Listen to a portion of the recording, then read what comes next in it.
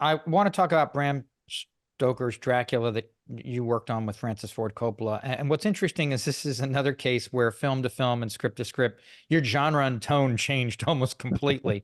I mean, there's obviously some similarities in the fantasy of both stories, but also very, very different tones. What was it like working on those? I mean, you were working on them seemingly at the same time. Well, it is interesting because they're both about eternal life. They're both about wanting to live forever. And you'll see that in a lot of my stuff is that thematically that is what is eternal life all is cracked up to be, you know? Um, um, I still, when I watch Dracula, which we do use it in my workshops. I often say to myself, how did I get into that zone and how can I get back there? Because it was a great zone to be in. One, you had that great novel, you had Stoker's novel that nobody had ever done. Mhm. They just cast the novel aside. So with and Hook had some darker moments in it that were smoothed out. Um, Dracula came out of the blue, and it turns out that Dracula was something that I was more ready to write as a writer and more challenged by it. And I needed, as Kathy Kennedy said, now we know the dark side of you. You know, Dracula was a much darker, but also a great love story.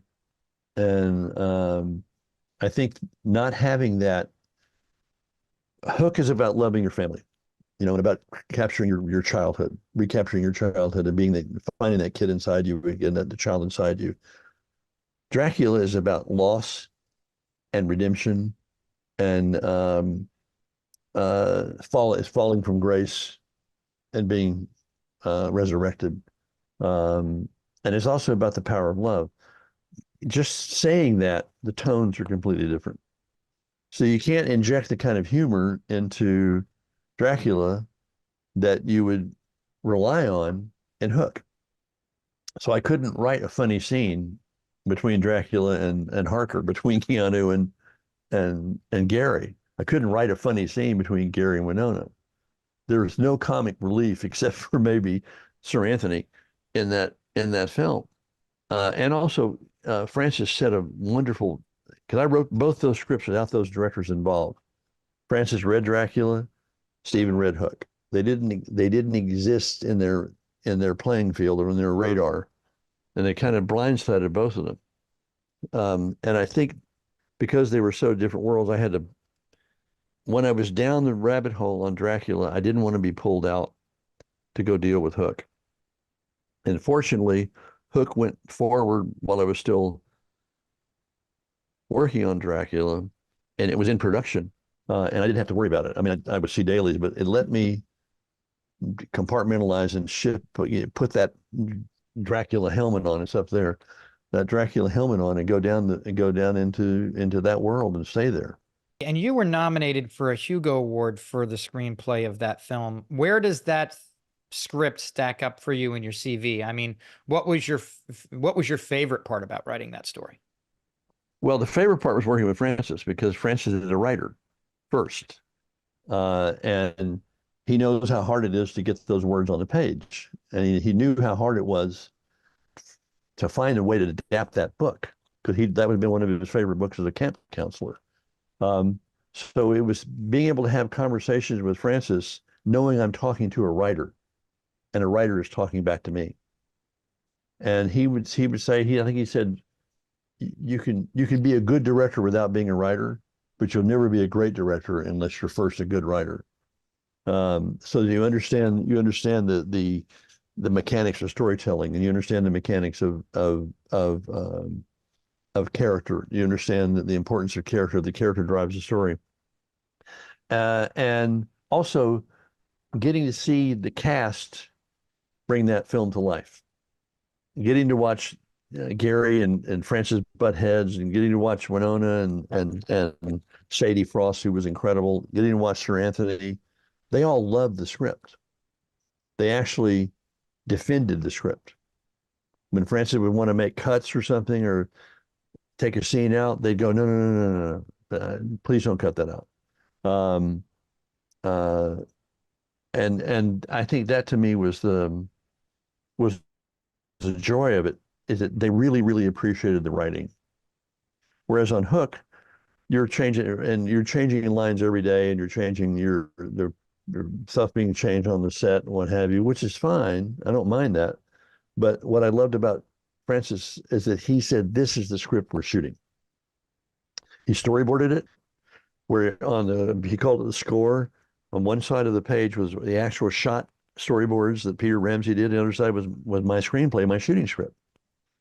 Not just there's a whole wall of storyboards. It was right there, so you could open it up and look at it. If you didn't matter what department you were in, you could see what you were shooting that day, what the requirements were, and it was fascinating because I learned so much about preparing, and how the value of preparation. And that's what I do on my scripts now. I took everything I learned from Francis. Writing a script has pre-production that goes into writing the script. And that's sort of my method now. It's called the Hart chart. And it all came from my work with him. It was a joy to watch this man defy the studio, be fearless in his courage about defending the artistic integrity of the piece, never wanting to give up or toss in the towel even when he didn't like the movie. That was I don't know if I haven't had that experience since, and I'm not sure I ever will. Well, he's But the it was guy who had to fight his whole way through with The Godfather. So exactly. there He were told me tons of those battles stories. there, tons He of told me those battles. stories. Yeah. Yeah. He said I had to fire somebody at the end of every week so they wouldn't fire me. you know, and that whole thing about the chaos that he creates on set, like in Apocalypse Now, that's his method. That's how he gets back in control. We had an instance like that on Dracula when we were in 3 days from shooting.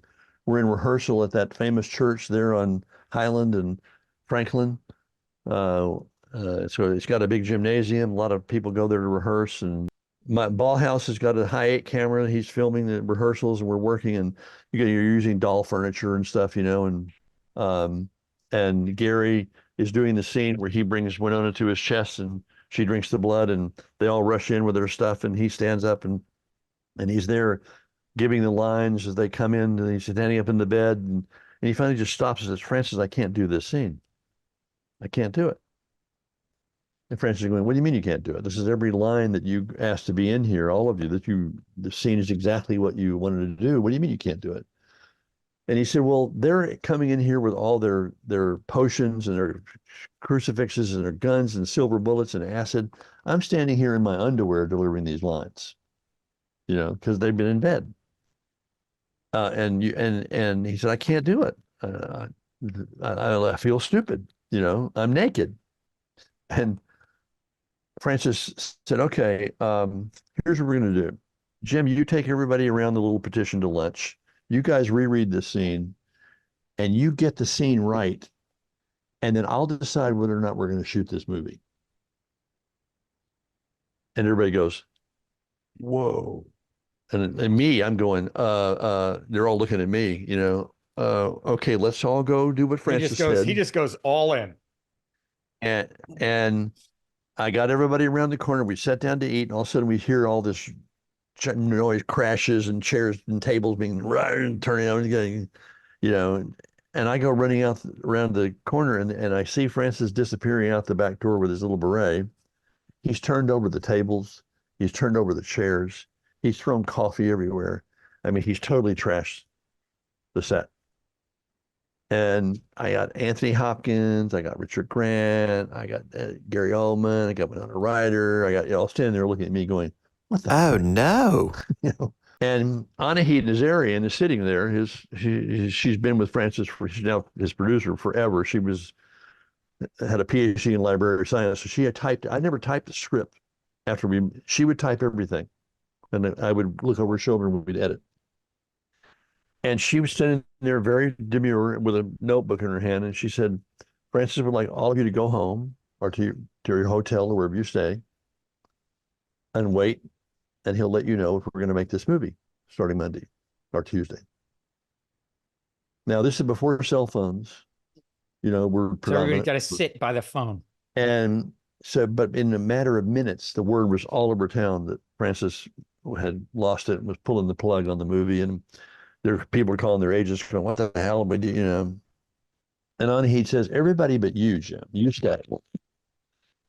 And to make a really interesting story this long, I'll make it shorter. Uh, Frances wanted me. She said, "You're going to have a plane ticket tonight, and you're going to go to Reno in the morning, and you're going to spend the weekend with Francis. He likes to go there when he did it with The Godfather, and for the last weekend before he starts shooting to work on the script." So at midnight, I get a knock on our hotel door. My wife's asleep, and there's the airline ticket from one of the assistants, and also a brown envelope with a VHS cassette in it. And it's the rough cut of L.E. Coppola's documentary on the making of Apocalypse Now. Still has the time code on it, with a note that says, "Watch this before you meet Francis." So I put it on right there, in the room, and I watch it. And there is that moment in Apocalypse Now where he blows up. And he tells Martin Sheen, "You're not dead till I say you're dead." I mean, he totally, and I watched the artist at work, and I was being tipped off. This is his method. I was still afraid, but I at least understood the purpose of his action. And I'll be quick. Anyway, I go to the hotel. I've got a huge room. He calls me and said, "Do you like your room?" "Yeah." "Do you want a bigger room?" "No, the room is fine." "You sure?" "No, no, it's fine." He said, "Well, I'll come down and see you in about 30 minutes. We'll talk." I hang up the phone, and there's a click on my door. He's got the key to my room. He opens the door and he stands in the doorway, but he doesn't enter. He just stands in the doorway, and he leans in and said, "I can get you a bigger room." And I, "No, no, no, Francis, man, I'm fine."